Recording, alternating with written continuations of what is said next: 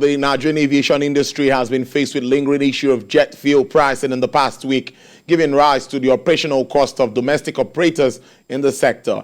It will be recalled that the scarcity of Jet A1 fuel and price volatility in the last 2 weeks had caused frequent flight cancellations and near collapse of air travel services in the country. It will interest you to know that the price mechanism of aviation fuel in Nigeria has moved from about 500 naira per litre and, according to the operators, to about 700 naira per litre, a development that made domestic airline operators under the aegis of the Airline Operators of Nigeria threatening to stop flight operations.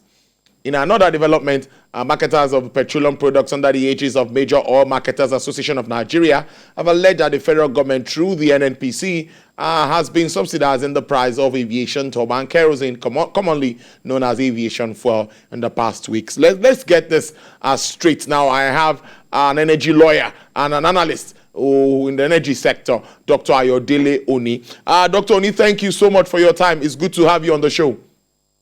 Thank you very much for having me. Good afternoon. Yes, in the details that I have shows that in Ghana, aviation fuel sells for about $1.25. In Liberia, about $1.51, and in Nigeria, it's hovering between 500 naira, 700 naira, and all of that. In your perspective, can you let us understand with the international price of the international crude oil price and all of that, what's really the right pricing, or what could be responsible for the right pricing of Jet A1 fuel? Okay, so first, you take into consideration the cost of refining and other costs such as shipping, insurance, freight, all sorts, to reach that price.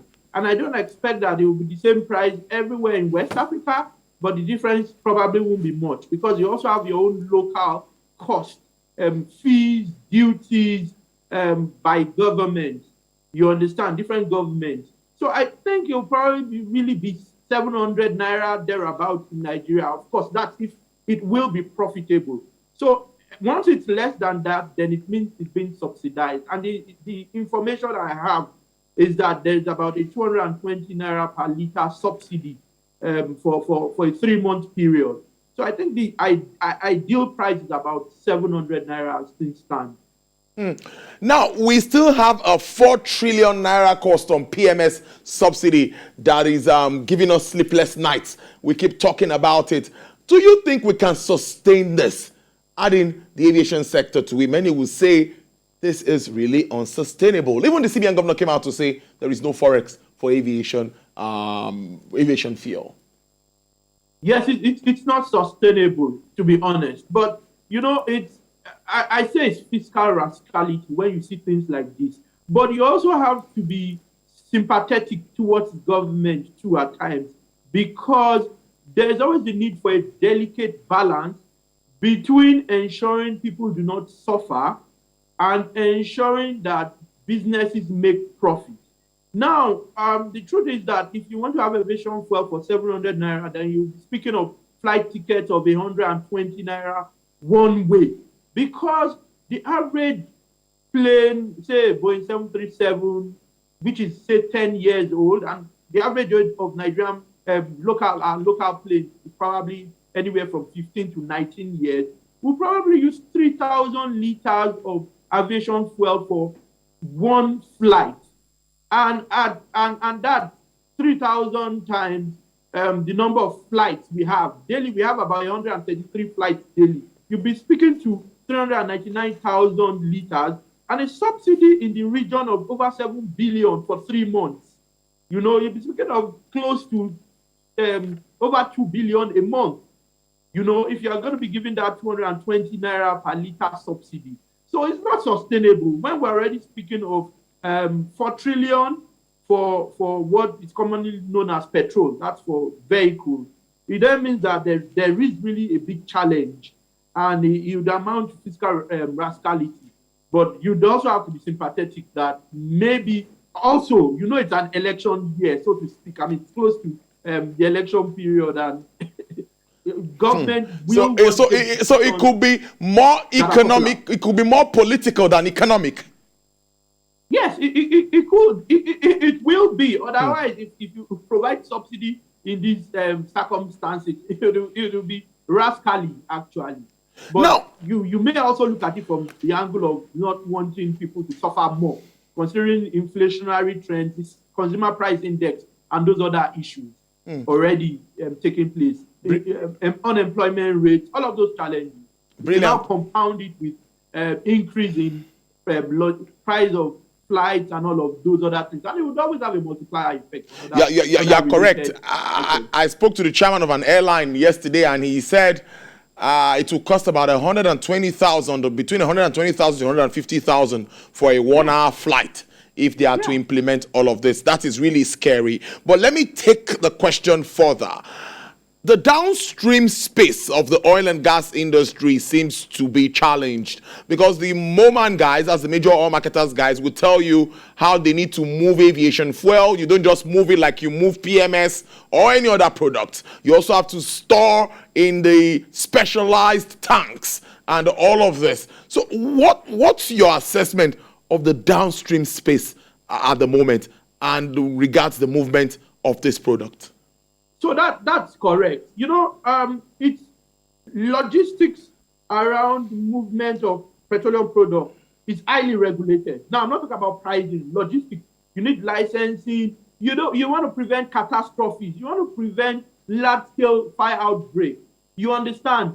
You want to be sure that you don't get into trouble environmentally too. So it's highly regulated. You require licensing. You understand? So it's true, and there's a cost to that.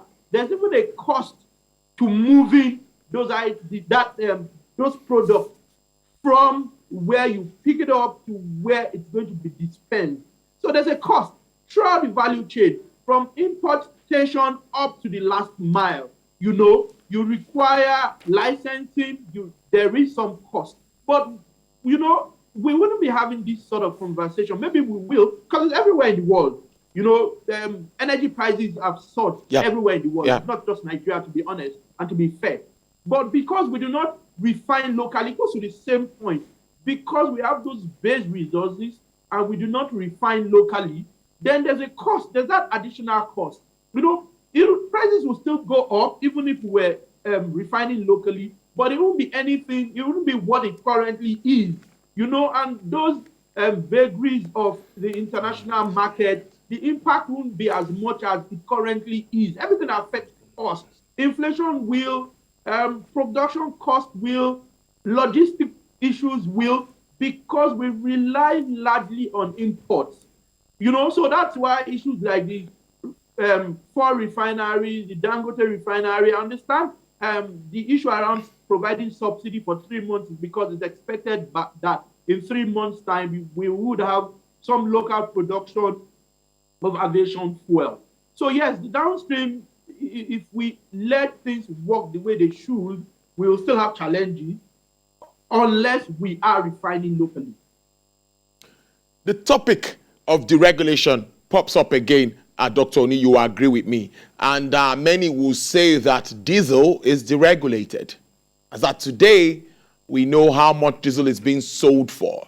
And big businesses, companies, hotels, and even media houses like us, we know how much we spend now on diesel. And we're pushing for PMS to also be deregulated. Now, the fear of diesel and aviation fuel, do you think it would allow Nigerians support total deregulation as the PIB dictates for us? Yes. PIA, I beg your pardon. Like you mentioned the PIB, I think it's section 205 that speaks to letting prices be market. Yep. In summary, you understand.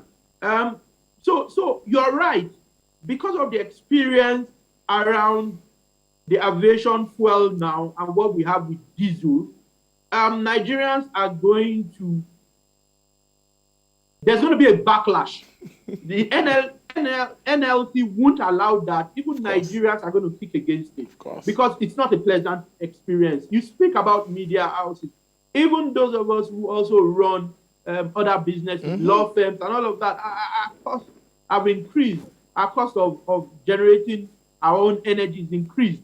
So I think it's going to be problem, and I don't think it's going to be done anytime soon because it's close to elections, and no political party is going to take such a decision at this time. I'm absolutely certain, whether it's the PDP, APC, ANPP, whatever party it is, I doubt that such a decision will be taken now. Maybe they could have been taken 7 years ago, maybe 3 years ago, but not today. But there are a few solutions, there are a few options that may work. And the key one is refining locally. As long as we don't refine locally, and I was on a program with I think it's Mr. Jero. He's one of the leaders at the NLC, and I think it's for petroleum. And he did mention that if refineries work, then this debate will be weaker. The argument around not deregulating will be weaker. But as long as you are importing and you are reliant, or you are impacted by anything that happens internationally, it's going to be a problem. That means you can't control many factors. You can't control many elements. And anything that goes wrong is going to affect you locally because you import. So as long as we don't produce, we don't refine, it would be a difficult one for any government to do. Okay. Now, before I let you go, Dr. Oni, Russia and Ukraine crisis still on. We don't know how long that will be. And, of course, we see the return of COVID lockdowns in places like China and all of that. I'm worried, and this could also affect the oil market. We see what's happening with Nigeria not being able to meet up with OPEC quota for a while, and that's been consistently, we've not been able to meet up. What is your outlook for the crude oil market in particular now with all of these global issues that, of course, we can't control as a country? Yeah, it's a tough one because you hear about demand dropping in China, and China being one of the major consumers. I think that the prices won't go down drastically immediately as long as the war goes on, but they won't continue to increase the way we did see prices go up initially. So I think it would stall, but I don't think it will drop drastically, at least in the very short term. In the short to medium term, it may drop slightly, but I don't think it will be huge in the very short term. No one can predict what would happen in the medium to long term as long as this war continues. And of course, the reason for China will be COVID and those other issues. If demand drops globally, then that means prices will go down. That's what I see. With Nigeria, as long as we don't refine, the vagaries of the international market will continue to impact us adversely. So we just need to roll up our sleeves and do what we ought to do. Are you hopeful that the Dangote refinery and, of course, the Port Harcourt refinery might also come on stream soon? Do you think they will have any impact immediately when they come? Yes, they definitely will. Oh, yeah, they definitely will. They definitely, remember, government does have even 20% equity in Dangote. It definitely will. If it means that's going to be for local supply, just where you have for gas. You have every gas producer, upstream gas now, does have a domestic supply obligation. Expect that the NNPC's quota or portion will be for domestic supply. Brilliant conversation there. I must thank you, energy lawyer and analyst, Dr. Adeleoni. Thank you so much. Do enjoy the rest of your day. I appreciate your time. Thank you very much for having me. Enjoy the rest of your day too.